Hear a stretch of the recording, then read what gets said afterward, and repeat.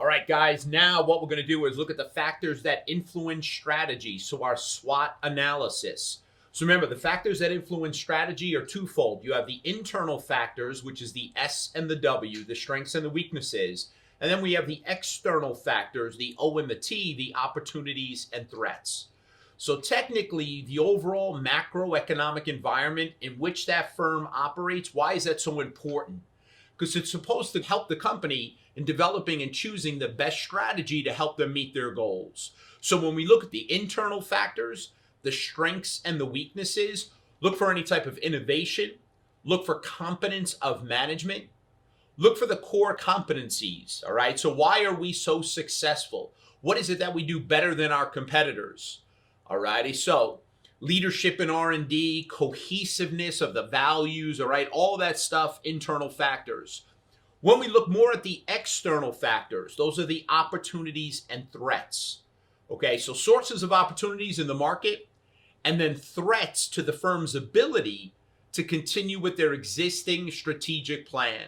Okay, some of the factors that affect, by the way, the overall industry, okay, the competitive environment of the industry, look for things like the economy, any kind of new regulations or laws, changes in demographics within that population, like in the US, they're getting much older. Tim Garrity's screwing everything up. Technological advances, social values, anything that affects our tastes and preferences, okay, the overall industry. And then, guys, when it comes to the competitive environment, that's going to be the Michael Porter's 5 forces, okay? So the barriers to entry, market competitiveness, all that stuff we'll see in just a little bit.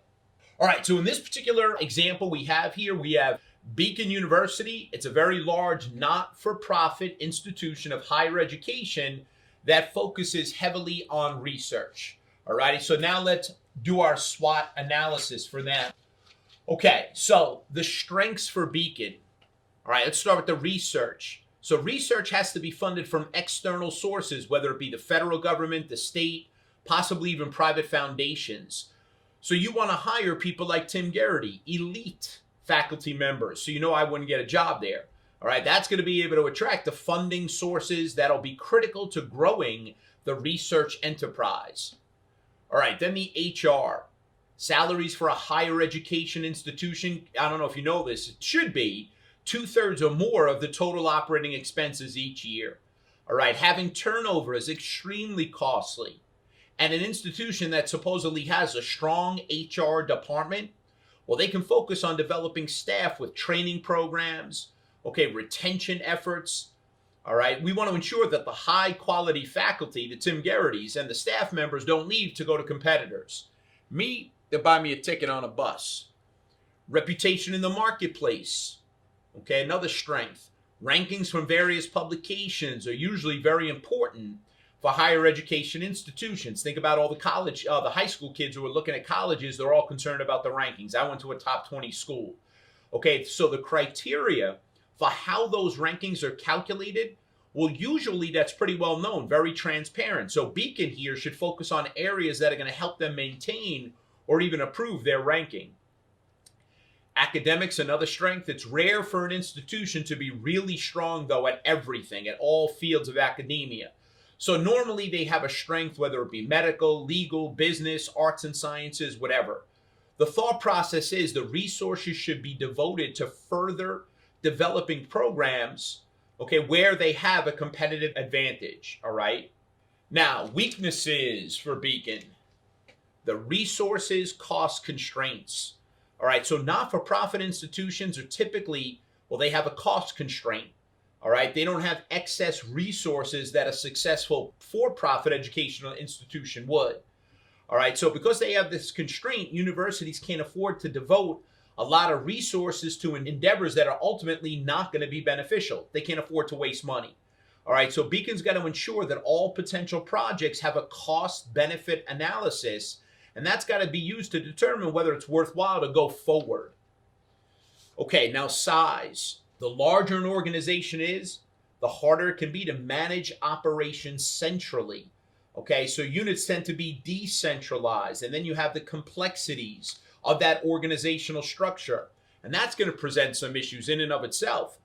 Now, anytime you have a unit that has leadership, okay, that has a quote unquote what they call a dotted line to central management, that usually helps. Now, the opportunities for Beacon. Let's collaborate on research. It's kind of counterintuitive, okay? So, oftentimes when you're in larger cities, there are going to be multiple local research universities. Now, granted, they're going to be competing in some respects for students, but the strengths of their academics and their research endeavors could be different. So you might be able to collaborate on research, and that's a great way to bring different skill sets to the table that helps you to secure funding from sponsors who wish to encourage those efforts. Another opportunity, funding sources. Fundraising is needed to fund the gap between the revenues and expenses for that institution. I don't even know how there could be a gap with what they charge for tuition, but we'll go with it. Okay, so well-established fundraising campaigns with clear time frames. You got to have a monetary goal. Okay, programs that will be supported by these funds are going to help support the institution and ultimately their mission.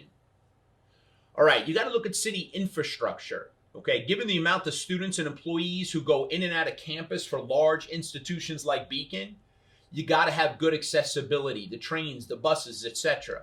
So a potential expansion maybe of the campus footprint, along with improvements in the city infrastructure. Okay, all of that may help accessibility to the university, and that obviously will provide significant benefits. Okay, international exposure.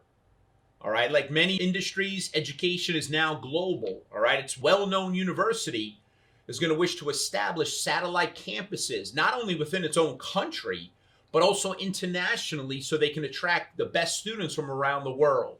Okay, now the threats to Beacon, local competition, all right? Remember what we said earlier. It's often the case that a university in a large city, a major metro, the students are going to have multiple options, okay, to go to school. So marketing efforts are going to have to attract students to their university. That's going to be critical, all right? And they've got to try as best they can cost containment measures to help manage tuition costs.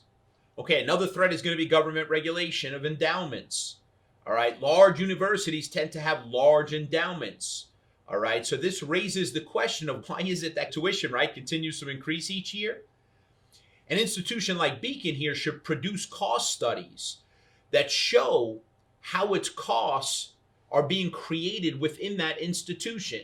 All right, where are they spending their money? Hopefully it's primarily on the faculty, research, etc. Now, endowments are largely made up of contributions from donors. Remember, if you haven't studied financial, you will with Garrity. Many times those contributions, they're set up, they have permanent restrictions on the use of the funds. Okay, they can't be utilized like unrestricted funds. So key area here is transparency. How are these funds being used? That's going to be critical. Alrighty guys, so that wraps up our SWOT analysis. Let's move on to our practical.